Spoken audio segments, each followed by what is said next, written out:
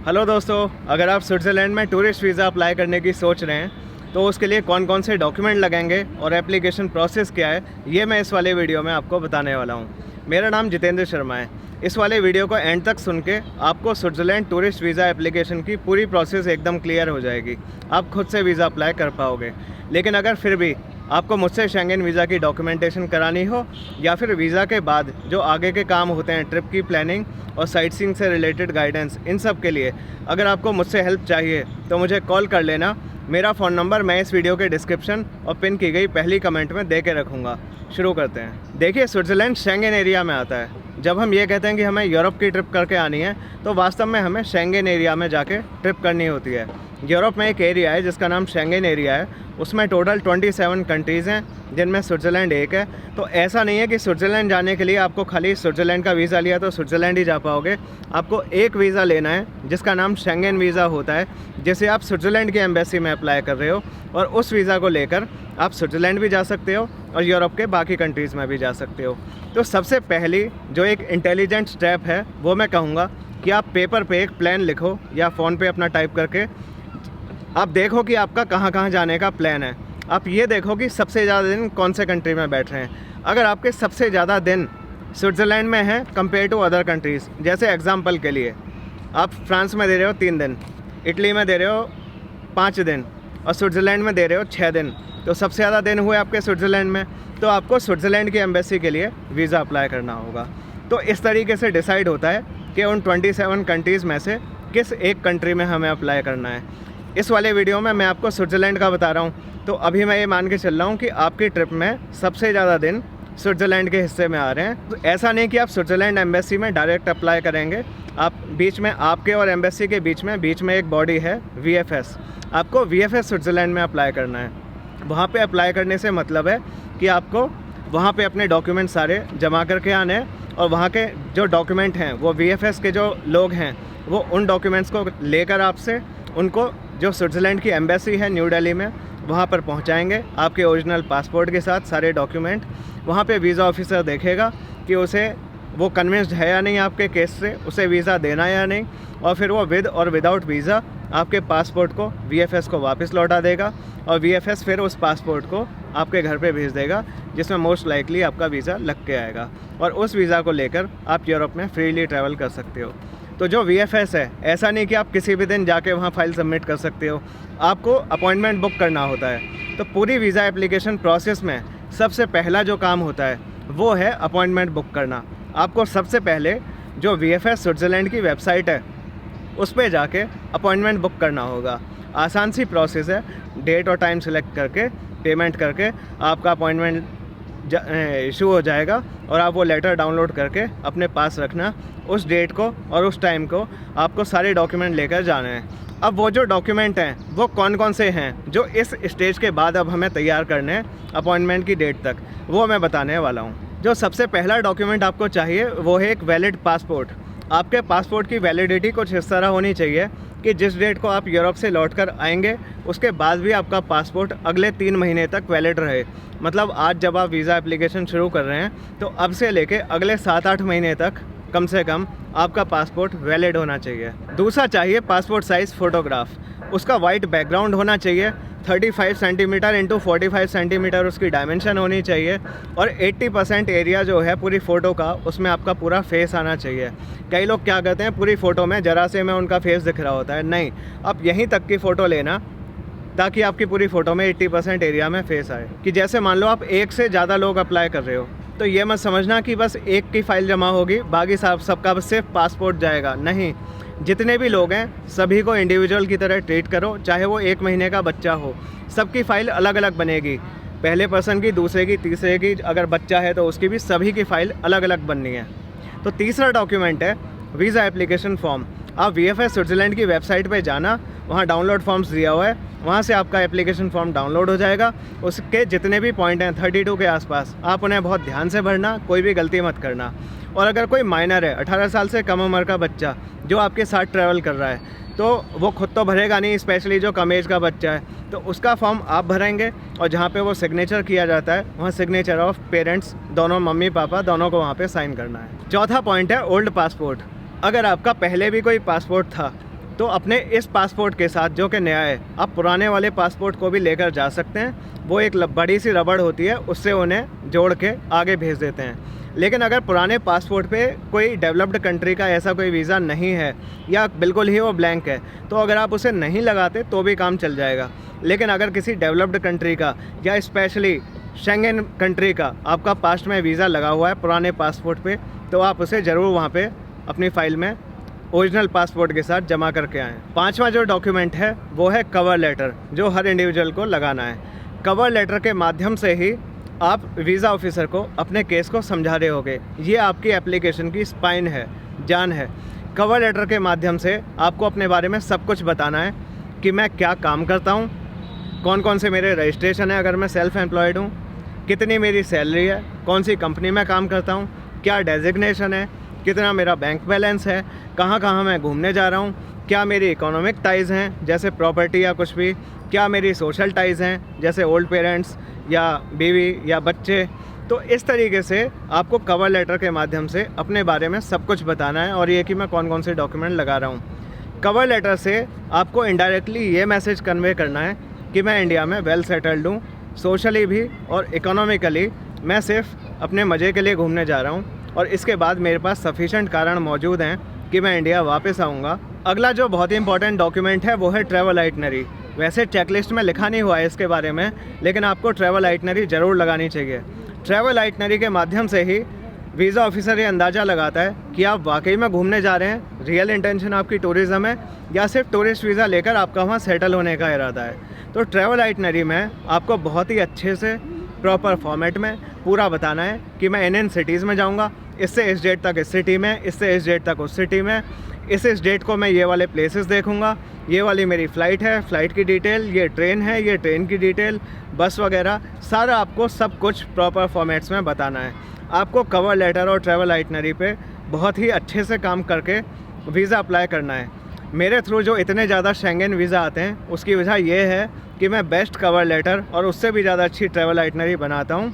उसे देख के वीज़ा ऑफिसर कन्विंस होता है और अगर आपका प्रोफाइल ज़रा सा भी ठीक हो तो आपका वीज़ा आ जाएगा। आप बता देना अगर मुझसे फ़ाइल रेडी करानी हो। सैकड़ों लोगों को मैंने शेंगेन वीज़ा दिलाएँ। मेरे दिलाई जो वीज़ा स्टिकर्स हैं वो डिटेल में हाइड करके अपने यूट्यूब चैनल के कम्युनिटी सेक्शन में अपलोड करता हूँ, वहाँ पे आप चेक भी कर सकते हैं। देखिए, स्विट्ज़रलैंड की ट्रैवल आइटनरी के लिए आपको आइडिया होना चाहिए कि कौन सी जगह स्विट्ज़रलैंड में टूरिज़्म की वैल्यू रखती हैं।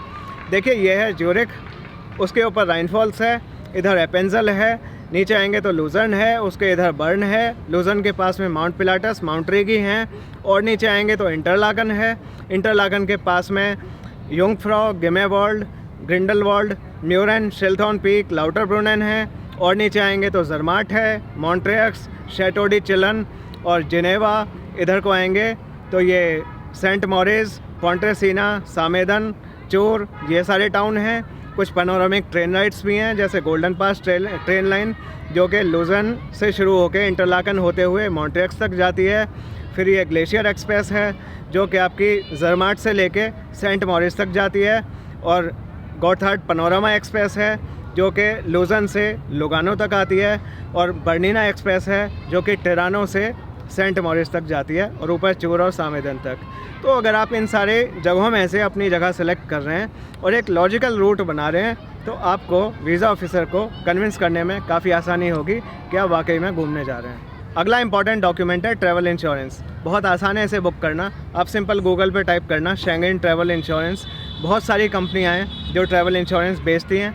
आप अपनी सारी डिटेल उसमें बहुत ध्यान से भरना, नॉमिनी में किसी भी फैमिली मेम्बर को रखना, और जो सम इंश्योर्ड है कम से कम $50,000 रखना, और लास्ट में पेमेंट करके वो पॉलिसी डाउनलोड होके आ जाएगी और वो भी आपकी फ़ाइल में लगेगी। इसके बाद है डमी फ़्लाइट और होटल। बहुत सारे लोग सोचते हैं कि कंफर्म फ़्लाइट लगाएंगे तो ही वीज़ा आएगा। ऐसा बिल्कुल भी नहीं है। मैंने सैकड़ों शेंगेन वीज़ा कराए पिछले कुछ महीनों में ही। आजकल तो 95% से ज़्यादा लोगों की मैं डमी फ़्लाइट बुक करा रहा हूँ। अगर आपको ना आती हो बता देना, मैं कर दूँगा, मेरा काम है ये। तो डमी फ़्लाइट आप लगाएं और उससे भी वीज़ा आएगा। डमी फ़्लाइट क्या होती है, ये कुछ दिनों के लिए होल्ड पे रहती है, बस वो रिजर्वेशन होती है और इसके लिए कोई ज़्यादा पेमेंट नहीं लगती। आपको कंफर्म्ड एंड पेड फ़्लाइट लगाने की बिल्कुल भी ज़रूरत नहीं है। अब आते हैं होटल पे। बहुत लोगों को लगता है और बहुत लोगों ने झूठ फैला रखा है कि पेड होटल चाहिए होगा तभी वीज़ा आएगा। अब आप पहली बार अप्लाई कर रहे हो, आपको ये बात मालूम नहीं, ऐसा बिल्कुल भी नहीं है। अगर आप booking.com से या अगोडा से ऐसी बुकिंग लगा रहे हो जिसमें अभी पेमेंट नहीं हुई है, बस आपके कार्ड की डिटेल यूज़ हुई है, तो उसमें ये होता है कि चेक इन से कुछ दिन पहले आपके कार्ड से पैसे कट जाएंगे, तब तक वो कन्फर्म्ड रहेगी बुकिंग बट नॉट पेड। तो वो वाली बुकिंग से बिल्कुल वीज़ा आ रहे हैं, सबके आ रहे हैं। आपको पेड बुकिंग कराने की ना तो फ़्लाइट की ज़रूरत है और ना ही होटल की ज़रूरत है। इसके बाद दो केस अराइज होते हैं, या तो आप सैलरीड होंगे या फिर आप सेल्फ़ एम्प्लॉयड होंगे। अगर आप सैलरीड हैं तो मेनली 3 डॉक्यूमेंट आपको चाहिए और ये बहुत ही इंपॉर्टेंट है, इनके बिना वीज़ा नहीं आएगा। पहला होना चाहिए NOC कि कंपनी जानती है कि आप घूमने जा रहे हो और उसने लीव आपकी अप्रूव कर दी है। ये इसलिए इम्पॉर्टेंट है क्योंकि अगर आप कंपनी को बिना बताए जा रहे हो तो इससे ये मैसेज जाता है कि शायद आप वहाँ जाके रोज़गार ढूंढो। तो आपको कंपनी से अपनी छुट्टियाँ जो हैं उन्हें अप्रूव कराना है, प्रॉपर्ली उस पर नो ऑब्जेक्शन लिखा हो, सारी डेट मेंशन हो, कंट्री मेंशन हो, और वो कंपनी के लेटर हेड पर प्रिंट करके उस पर कंपनी की स्टैंप और साइन होना चाहिए। लेकिन बहुत सारी कंपनियां इस तरीके से NOC नहीं देती हैं अपने एम्प्लॉयज़ को, वो ऑटो जनरेटेड फॉर्म में NOC जारी करती हैं, तो उसमें भी कोई दिक्कत नहीं है, उससे भी वीज़ा आ जाता है। दूसरा सैलरीड लोगों के लिए इम्पॉर्टेंट है सैलरी स्लिप। लास्ट के 3 महीने की सैलरी स्लिप चाहिए होती है, उस पर भी अगर स्टैंप और साइन हो कंपनी की तो अच्छा है, ना हो तो भी चलेगा। लेकिन कोई VFS सेंटर, कुछ एम्बेसीज ऐसा भी करती हैं कि वो 6 महीने की मांग लेती हैं, तो अगर वो 6 महीने की सैलरी स्लिप मांग रही है तो आप 6 महीने की दे देना। तीसरा सैलरीड लोगों के लिए जो चाहिए वो है copy of job appointment letter. जब आपने कंपनी ज्वाइन की होगी तो आपको एक अपॉइंटमेंट लेटर मिला होगा, तो आप एक कॉपी उसकी भी लगा देना।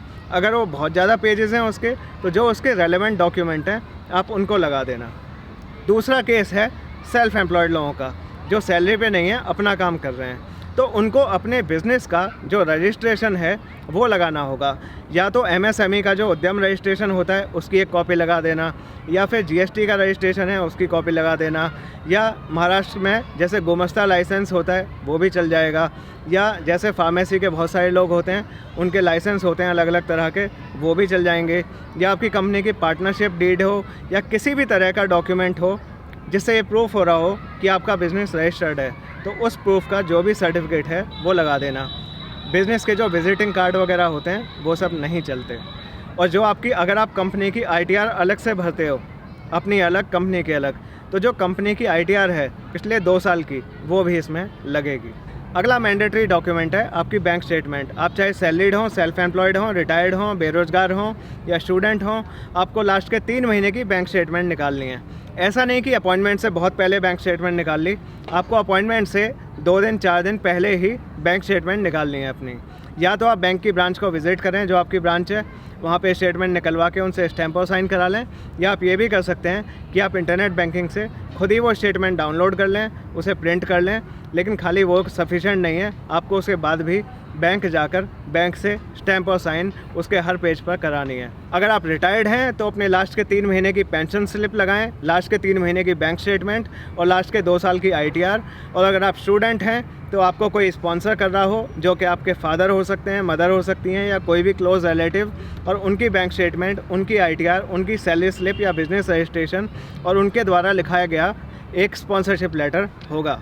और साथ में स्टूडेंट होने पर आपको अपनी यूनिवर्सिटी से, स्कूल से या कॉलेज से एक NOC भी लेना होगा कि स्कूल, कॉलेज या यूनिवर्सिटी जहाँ भी आप पढ़ते हैं उसको कोई ऑब्जेक्शन नहीं है आपकी यूरोप ट्रिप से, और उसे भी स्कूल, कॉलेज या यूनिवर्सिटी के लेटर हेड पर प्रिंट करके स्टैंप और साइन आपको कराना है। यहाँ एक और इम्पॉर्टेंट चीज़ है कि अगर बच्चा ट्रैवल कर रहा है जो 18 साल से कम का है, किसी एक पेरेंट के साथ, या तो मम्मी के साथ या सिर्फ पापा के साथ, तो जो उसका दूसरा पेरेंट है उससे एक नोटराइज्ड फॉर्म में NOC लेना मस्ट है। इसके बिना वीज़ा बिल्कुल नहीं आएगा, ना बच्चे का ना आपका। फिर अगर आप यूरोप घूमने के बाद अगर UK जाने की सोच रहे हैं या दुबई जाने की सोच रहे हैं, किसी भी ऐसे कंट्री में जाने की सोच रहे हैं जो इंडिया नहीं है, तो फिर रूल ये कहता है कि आपको पहले उस आगे वाले कंट्री का वीज़ा लेना पड़ेगा, और जब आपके पासपोर्ट पर उस कंट्री का वीज़ा आ जाएगा उसके बाद ही आप शेंगन वीज़ा के लिए अप्लाई कर सकते हो, ना कि इसका उल्टा। फिर बहुत लोग कहते हैं कि इंटरनेशनल ट्रैवल हिस्ट्री के बिना आपका शेंगन वीज़ा नहीं आ सकता। इस चक्कर में बिल्कुल मत पड़ना। ट्रैवल हिस्ट्री की वैल्यू शेंगन वीज़ा एप्लीकेशन में 0 है, सही बता रहा हूँ, बिल्कुल 0। अगर आपका पास्ट में शेंगेन वीज़ा आया हुआ है उससे डेफिनेटली आपको बेनिफिट मिलेगा। लेकिन अगर आप एशिया के अलग अलग कंट्रीज़ में घूम के आए हो और आप सोच रहे हो कि उससे मेरा पासपोर्ट स्ट्रांग हो जाएगा, ऐसा बिल्कुल भी नहीं है। मैं ये इसलिए कह रहा हूँ क्योंकि मैंने जो सैकड़ों शेंगेन वीज़ा कराए हैं उनमें आधे से ज़्यादा लोगों की ज़ीरो ट्रैवल हिस्ट्री थी, फिर भी वीज़ा आए। तो दोस्तों ये वो सारे डॉक्यूमेंट हैं जिनके प्रिंट आउट लगाकर ओरिजिनल पासपोर्ट के साथ हर एप्लीकेंट के लिए अलग अलग फ़ाइल रेडी करके आपको अपने अपॉइंटमेंट की डेट पर VFS में जाके जमा करना है और फिर पासपोर्ट कुछ दिन बाद आपके घर पे आ जाएगा। मेरा नाम जितेंद्र शर्मा है। अगर आपको मुझसे शेंगेन वीज़ा की डॉक्यूमेंटेशन करानी हो या वीज़ा आने के बाद आपके अलग अलग सिटीज़ में जो आपको साइट सीइंग करनी है उसके लिए आपको गाइडेंस, आइटनरी ये सब चाहिए तो आप मुझे कॉल कर लेना। मेरा फ़ोन नंबर मैं इस वीडियो के डिस्क्रिप्शन और पिन की गई कमेंट में दे के रखूँगा। इस चैनल को सब्सक्राइब कर लेना। यूरोप ट्रिप में चाहे वीज़ा हो या बाकी सारे घूमना फिरना, हर चीज़ के लिए मैं लोगों को काफ़ी ज़्यादा गाइड कर रहा हूँ। Thanks for watching this video till the end.